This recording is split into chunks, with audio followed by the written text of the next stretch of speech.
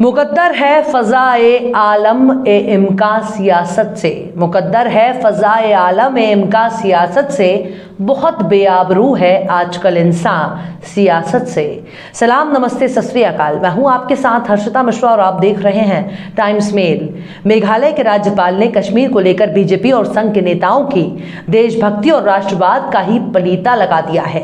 BJP और RSS के लिए राष्ट्रवाद का क्या मतलब है और आरएसएस के लिए देशभक्ति किस चिड़िया का नाम है, इस बात को सत्यपाल मलिक ने परत दर परत अपने बयान में बता दिया, जिसे हम आपको पहले ही दिखा चुके हैं। लेकिन राज्यपाल के द्वारा आरएसएस के बड़े नेता का भ्रष्टाचार में नाम आने के बाद संघ के खेमे में आग लग गई है, क्योंकि संघ राष्ट्रवाद के नाम पर देशभक्ति का सर्टिफिकेट बांटता है। लेकिन इस राष्ट्रवाद के पोल खुलने पर पता चलता है राष्ट्रवाद तो बस एक लिबादा, केवल अपना धंधा चलाने का, जमकर खाने और कमाने का है। इसके अलावा ही ये भी सवाल उठने लगा कि बीजेपी तो एक सियासी पार्टी है, उसको चंदे भी मिलते हैं, लेकिन संघ कौन से नेफा लद्दाख का पैशन पा रहा है। सत्यपाल मलिक के संघ के नेता पर भ्रष्टाचार के बयान के बाद अब संघ और बीजेपी नेताओं में बेचैनी हो गई है। लेकिन सत्यपाल मलिक ने बीजेपी शासित राज्य गोवा पर भी सवाल खड़ा कर दिया है, यानी गोवा की सरकार में भी जमकर गबन हुआ है। आखिर सत्यपाल मलिक क्यों बनते जा रहे हैं भाजपा के बागी और क्यों खोल रहे हैं भाजपा की पोल, बताएंगे आपको और भी बहुत कुछ। लेकिन आप अगर हमारे चैनल पर नए हैं और पहली बार हमारी वीडियो देख रहे हैं तो आप हमारे चैनल टाइम्स मेल को सब्सक्राइब कर लें, वीडियो को लाइक कर दें और बेल आइकन का नोटिफिकेशन बटन भी प्रेस कर दें, ताकि बिना देरी हमारी हर खबर आपको मिलती रहे। लौटते हैं अब खबर की तरफ। मेघालय के राज्यपाल सत्यपाल मलिक इन दिनों लगातार सुर्खियों में छाए हुए हैं। एक के बाद एक उनके बयान ने नागपुर से लेकर झंडेवालान तक खलबली मचा रखी है। सत्यपाल मलिक इस वक्त बीजेपी के लिए नासूर बनते जा रहे हैं। कृषि कानून के मुद्दे पर सत्यपाल मलिक अपनी ही सरकार के खिलाफ किसानों के साथ खड़े हैं, तो वहीं जम्मू कश्मीर में डील और गोवा में भ्रष्टाचार तक के मुद्दा भी जोर शोर से उठा रहे हैं, जिसके बाद बीजेपी और आरएसएस के नेता को सत्यपाल के निशाने पर आ गए हैं। राज्यपाल सत्यपाल मलिक ने इंडिया टुडे को दिए एक इंटरव्यू में गोवा में भ्रष्टाचार का मुद्दा उठाया है और कहा है कि गोवा में बहुत भ्रष्टाचार है, प्रधानमंत्री नरेंद्र मोदी को इस पर ध्यान देना चाहिए। सत्यपाल ने अपने इंटरव्यू में कहा कि गोवा में बीजेपी सरकार कोविड से निपटने में नाकाम रही और मैं अपने इस बयान पर कायम हूं। उन्होंने ये भी कहा कि गोवा सरकार ने जो कुछ भी किया उसमें भ्रष्टाचार था।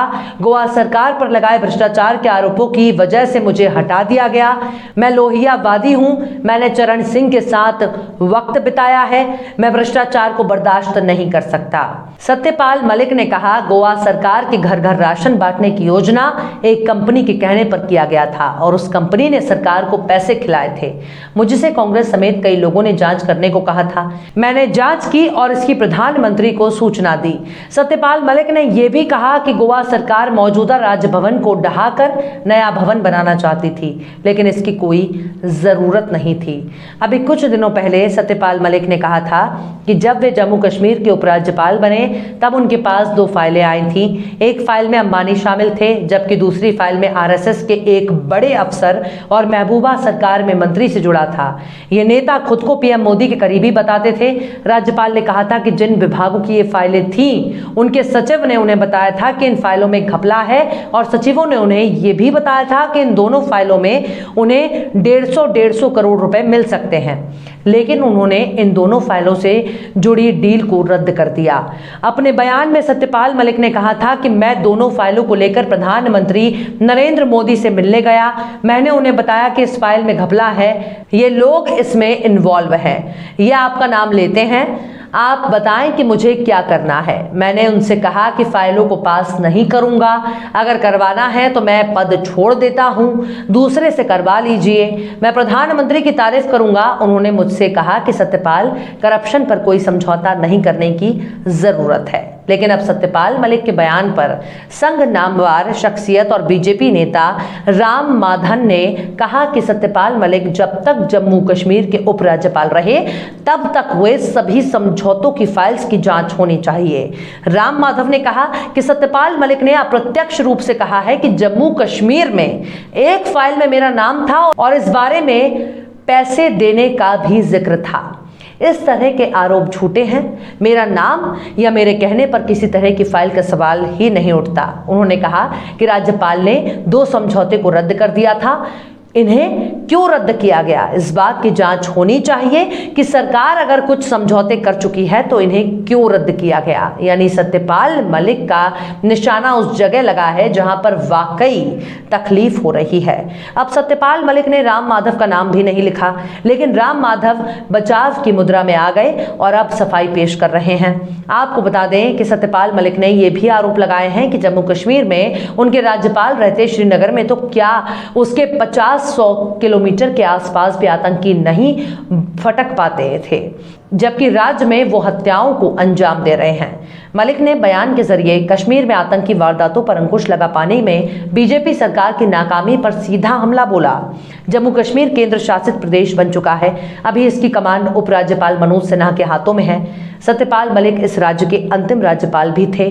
उनके कार्यकाल के दौरान ही जम्मू कश्मीर को विशेष दर्जा देने वाले आर्टिकल 370 को हटाया गया था। लेकिन सत्यपाल मलिक मोदी सरकार के लाए गए 3 कृषि कानूनों के खिलाफ आंदोलन कर रहे किसानों के समर्थन में भी गवर्नर सत्यपाल मलिक खुलकर खड़े हैं। मलिक ने कहा कि अगर किसानों की बात नहीं सुनी गई तो केंद्र में बीजेपी सरकार दोबारा नहीं आएगी।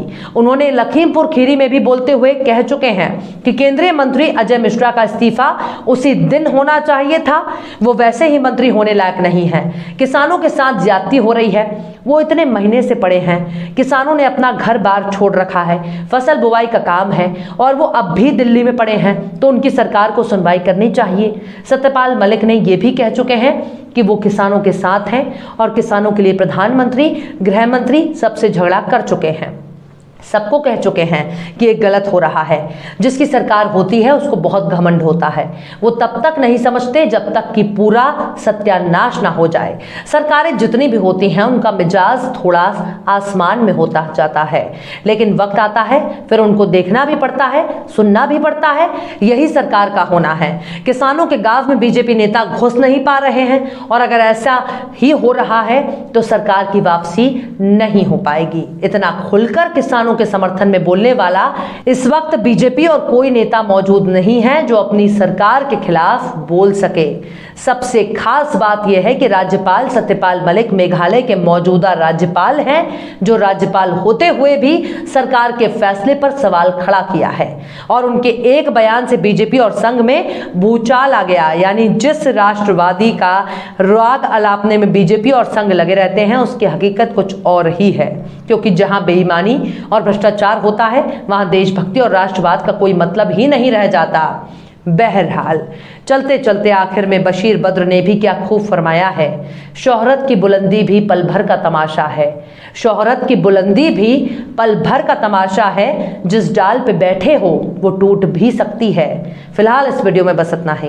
ये वीडियो आपको कैसा लगा कमेंट बॉक्स में आप जरूर बताइए। वीडियो पसंद आए तो लाइक करें, हमारे वीडियो लिंक को फेसबुक, ट्विटर, व्हाट्सएप पर अपने रिश्तेदार, यार, दोस्तों को भी शेयर करें और बेबाक, निष्पक्ष, स्वतंत्र पत्रकारिता को सपोर्ट करने के लिए आप हमारे यूट्यूब चैनल टाइम्स मेल को जरूर सब्सक्राइब करें और हाँ, बेल आइकन की घंटी वाली बटन आप जरूर दबा दें ताकि आपको हमारे आने वाले नए वीडियो की नोटिफिकेशन फौरन ही मिल जाए। फिर मिलते हैं किसी और वीडियो में एक नई खबर के साथ। हर्षिता मिश्रा को दीजिए इजाजत। जय हिंद। तो देख लिया आपने हमारे इस वीडियो को। हमें उम्मीद है कि आपने हमारे वीडियो को लाइक किया होगा और दूसरों को भी शेयर किया होगा। अगर अभी तक आपने हमारे चैनल टाइम्स मेल को सब्सक्राइब नहीं किया है तो जल्दी से सब्सक्राइब कर दें और बेल आइकन भी प्रेस कर दें।